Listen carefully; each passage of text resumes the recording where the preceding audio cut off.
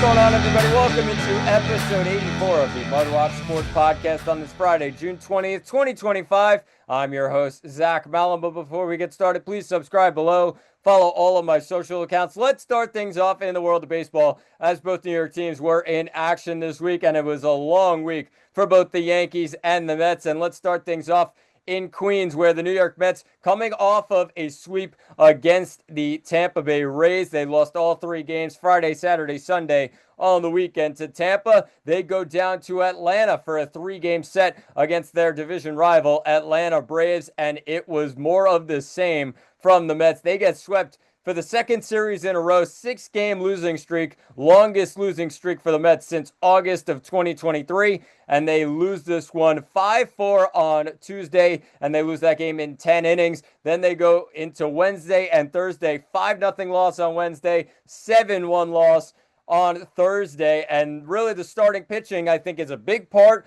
of this losing streak. Of course, they lost a couple guys in that rotation. One of them was pitching during this 6-game losing streak. That was Tyler McGill. He ended up getting the loss on Saturday against Tampa. He goes onto the 15-day IL with a right elbow strain. And the other guy who was supposed to pitch in this Atlanta series goes out in last Thursday's game against the Washington Nationals. That man is Kodai Senga, who went out in that game with a right hamstring strain. He ends up going on the 15-day IL as well. And really, he was supposed to pitch in this Atlanta series, and he wasn't able to because of that injury. And the Mets, really, their rotation is a big part of that, but it's also the lineup. The last couple of days, especially, Tuesday, it comes down to the pitching in the end. They did not have their best stuff on Tuesday, and of course, it led to a loss.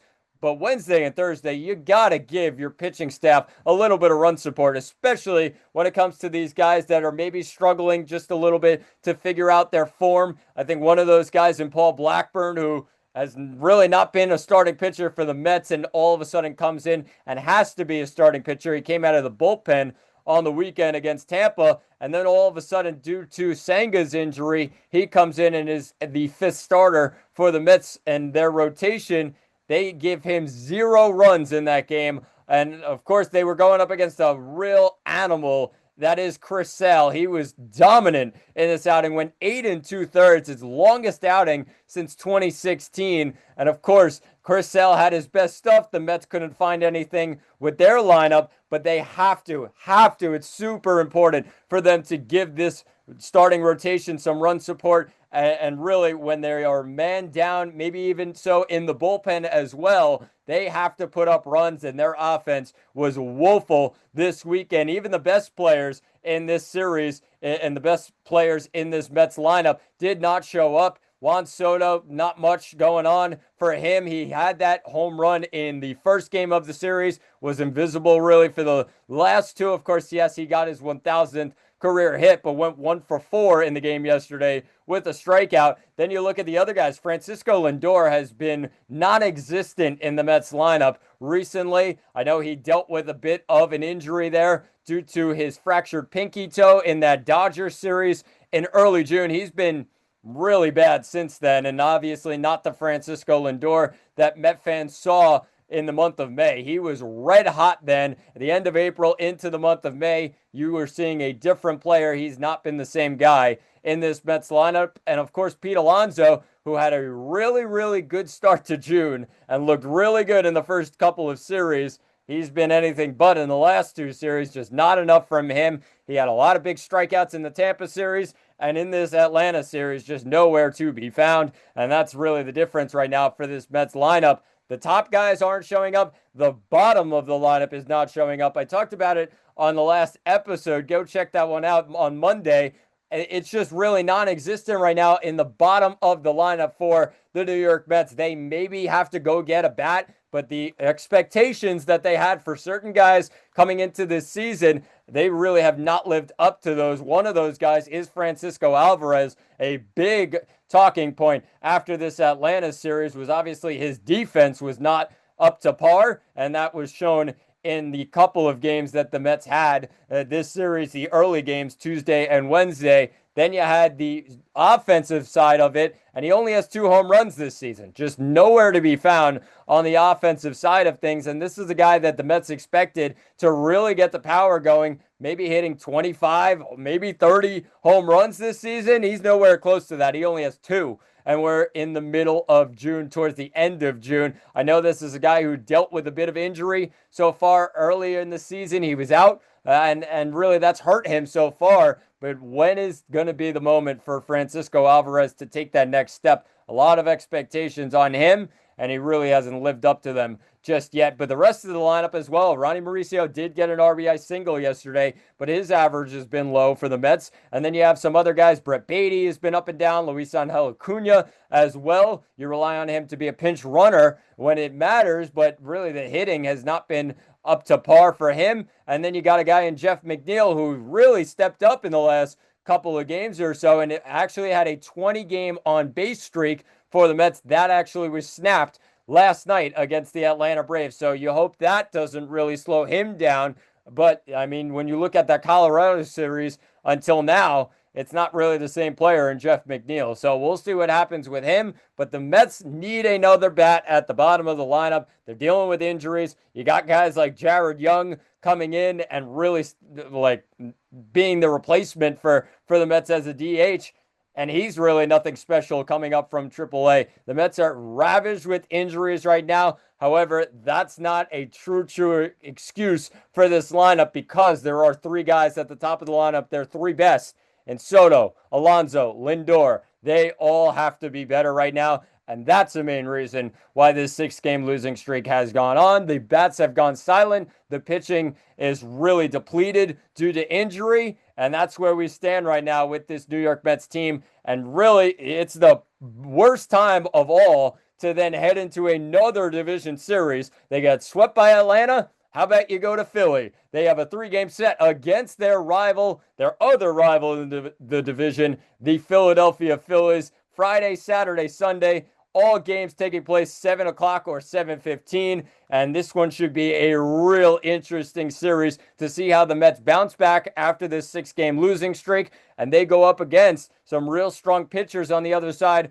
for Philadelphia. The Mets on their other side really need to have their guys, their starting pitchers, come out strong, or else this Philly lineup will really hurt the Mets. And Philly starting to get on a roll after a rough start to the month of June. They've really patched things together, and they have a nice pitching matchup tonight, you would say. 7:15 start. It's Blade Tidwell on the mound for the Mets. He's only had 1 start this season, and it was not a pretty one. Let up 6 earned runs in that game, and really it's going to be anything but for him. He's going to hope that he can really step up, as he's got a real tough pitcher on the other side to deal with. It's Zach Wheeler, the ace of the Philadelphia Phillies. He comes into this game against the Mets, a former New York Met, of course, and he's had a solid season. Zach Wheeler has 7-2 on the year with a 2.76 ERA.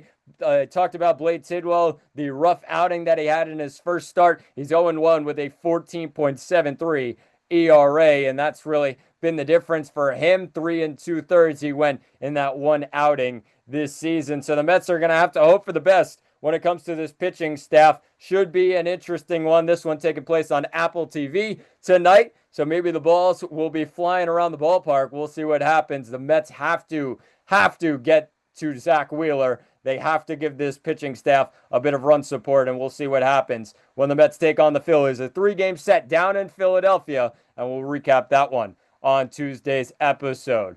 Let's shift things to the Bronx, and it has not been much nicer for the New York Yankees. Coming off that series sweep against the Boston Red Sox, they end up going back home against the LA Angels for a 4-game set, and you're thinking maybe the offense will wake up and figure things out. It was anything but for the first couple of games for this Yankees team. They end up losing 1-0 in 11 on Monday. Then they go down 4-0 on Tuesday, and then they finally wake the offense up a little bit on Wednesday, a 3-2 loss with a couple of solo shots for the Yankees on Wednesday. And then Thursday, they finally get some runs, and they really end up making a statement against the Angels. The offense is back, Carlos Rodon pitched as well, and they end up getting a 7-3 win on their home field. Of course, the story of the week for the Yankees was how bad the offense was, and finally on Thursday, you get a glimpse of what the Yankees were missing out on. They put up 7 runs,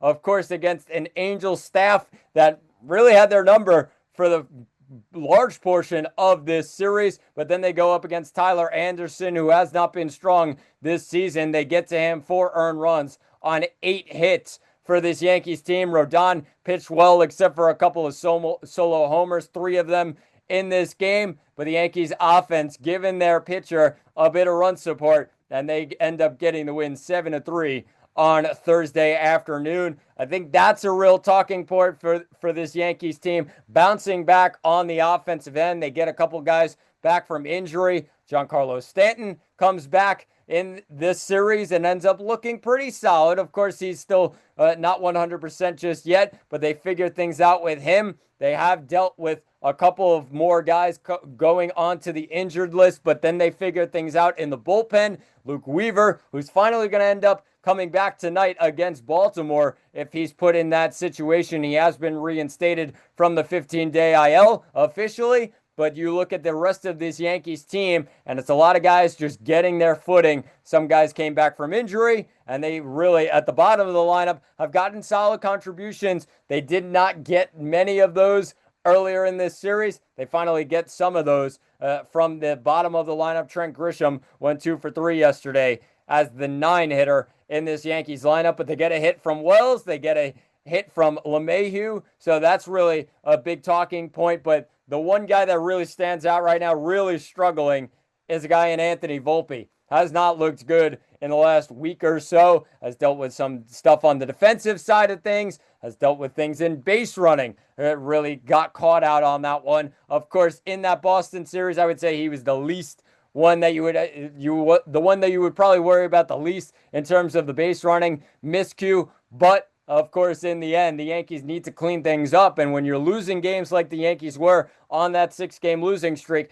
you cannot have those little mistakes. And Anthony Volpe was a big part of that in a couple of those games. So that's really something that he needs to figure out. Got to get out of this slump. He's not been good lately, and that's something that the Yankees need to work on with him, and hopefully he'll bounce back after a rough week or so as the Yankees shortstop. But when you look at the rest of this Yankees team, Aaron Judge has not been strong. Finally got a hit to go yesterday, an extra base hit, and it was his first extra base hit in about 5 games. So he finally steps up and gets something going. But of course, the rest of this Yankees squad, the offense is most important right now. They figure things out. They put up 7 runs against the Angels on Thursday afternoon. And then you head into this series now against a divisional opponent. Have not been strong, the Yankees have, against the AL East this year. They need to bounce back here against an AL East opponent, and they go up against the worst team in the AL East this season.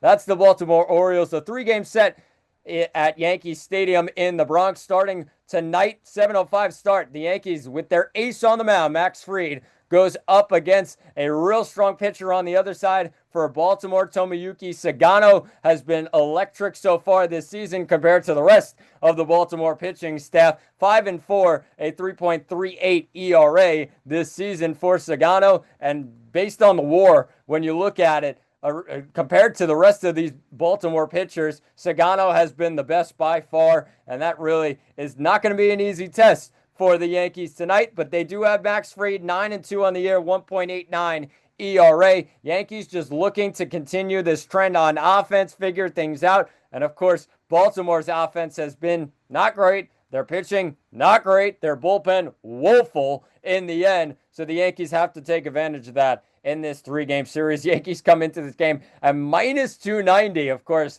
that a lot to do with Max Fried on the mound. So make sure you tune in all series long. A 3-game set against the Baltimore Orioles. 7 o'clock tonight, 1:05 tomorrow, and then an 11:35, an early one, the Roku game for the Yankees on Sunday morning. So we'll see what happens, but the Yankees take on the Orioles, and the Mets end up going up against the Philadelphia Phillies. Make sure you tune into both series, and we'll recap those on Tuesday's episode. But that will do it for episode 84 of the MudWatch Sports Podcast. Please subscribe below. I've been Zach Malamuth. Thanks for watching, and talk to you all on Tuesday.